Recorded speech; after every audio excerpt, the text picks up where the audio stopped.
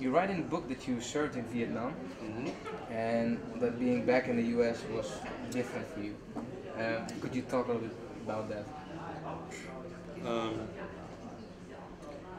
If you survive in the jungle, I was in a Marine Corps unit of 14, 15 guys, and sometimes as little as 7 or 8 guys, and we were in the jungle. And we absolutely depended upon each other to survive. I was a corpsman, field corpsman, field medical person. My job was to keep the guys alive after somebody else tried to kill them. And I took that job seriously, and I did the best I could. I was absolutely convinced that I would fail. I was absolutely convinced that I was a coward before I went. And I was absolutely convinced that when the day came for me to prove that I was brave enough to run in front of the bullets to save somebody else's life, I wouldn't do it. I was pretty sure of that. I was raised not to believe in myself. I was raised to believe that there was something wrong with me. I was raised to, I believed when I went to the war that I would be killed, because I was the kind of guy who gets killed. So I went there to die. And after 6 or 7 months in the jungle and doing whatever I needed to do to survive, number one, I became a demolition expert. I became an expert marksman, and I defended myself. I carried a medical kit, and I wasn't supposed to shoot at people. But when it came time to protect my life, I shot at people just like everybody else. And I'm not sad about that, or I'm not upset about that. I did what was necessary to survive. My day came when the bullets were flying and somebody hollered "Doc," and it was time for me to find out who I was. And I laid there for a moment on the ground and said, I don't know if I can do this. And I hollered shit at the loud as I could holler, and I jumped up and ran right out in the middle of hell and ran down in a hill and to get to the guys that were shot. And I was petrified. And I skinned my arms, I fell down, I bloodied my knees, I scraped my face, I ran through a bamboo tree line, I cut my arms up, and I finally got to the guy. And when I got to the guy laying in the jungle, there were 2 Marines standing up beside him.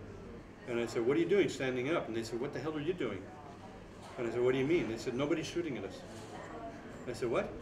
And they said, nobody's shooting at us. It's all us shooting at them.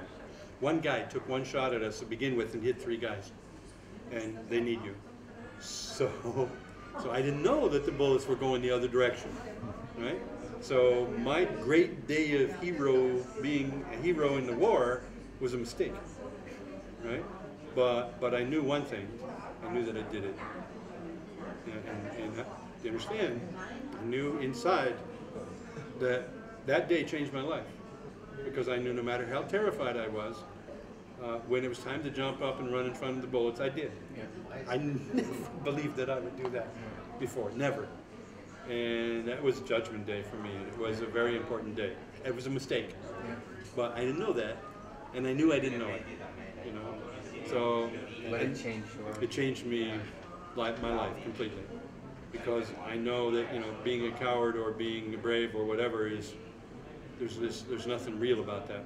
Sometimes when you have to do something, coward or not, you do it, and I did. So I was very happy about that. I'm very proud.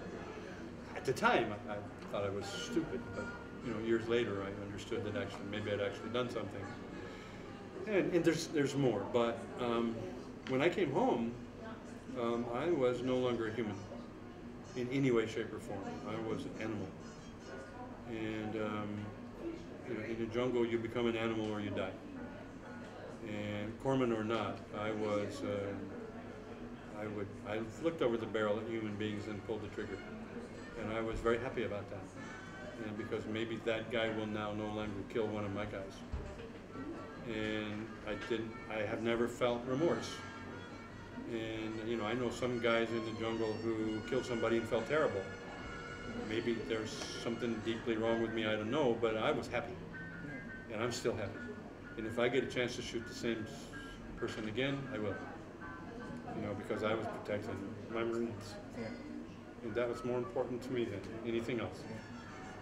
Still is, as you can see. Yeah. But here I am back in the world, I didn't like people, I didn't trust people, I couldn't go in rooms, I couldn't do anything.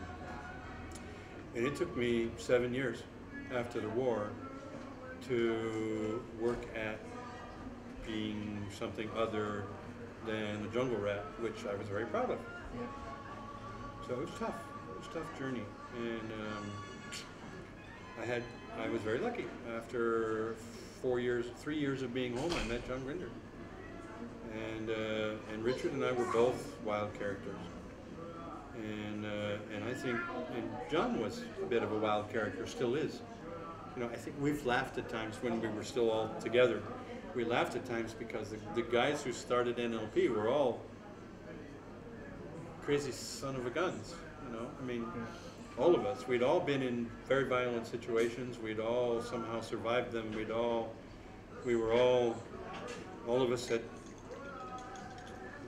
done things that weren't particularly polite in different situations, and we'd all survived it, and there we were, you know, making psychotherapy.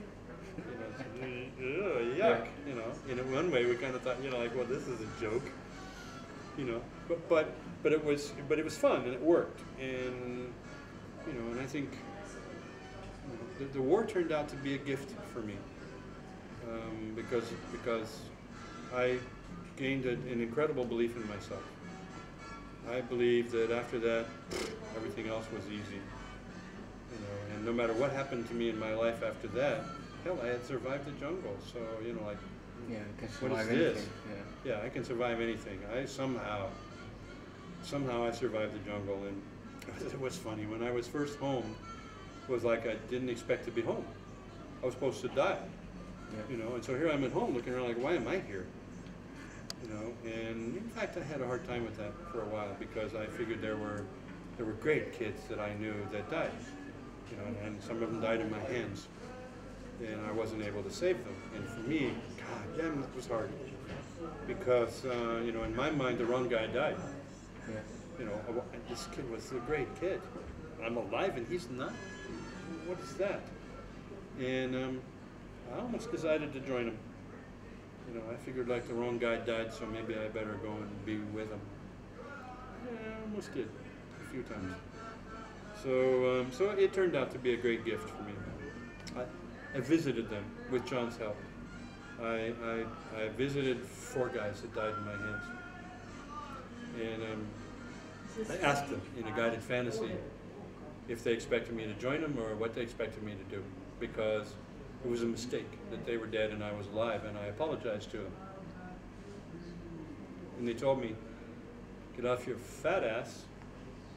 You've got girls to make love to, you've got kids to raise, you've got fun to have for the 4 of us, for the 5 of us. So you got a hell of a lot of things to do here, kid. Get your ass in gear and start doing it. You know, Do it for us. Do it for all of us. Yeah. So for me, I mean, you know, it was a great gift. They said, you know, like, let's go. Quit your belly aching and quit your bitching and let's get to work here, dude. You know, you got work to do. We got girls to make love to and kids to raise and fun to have.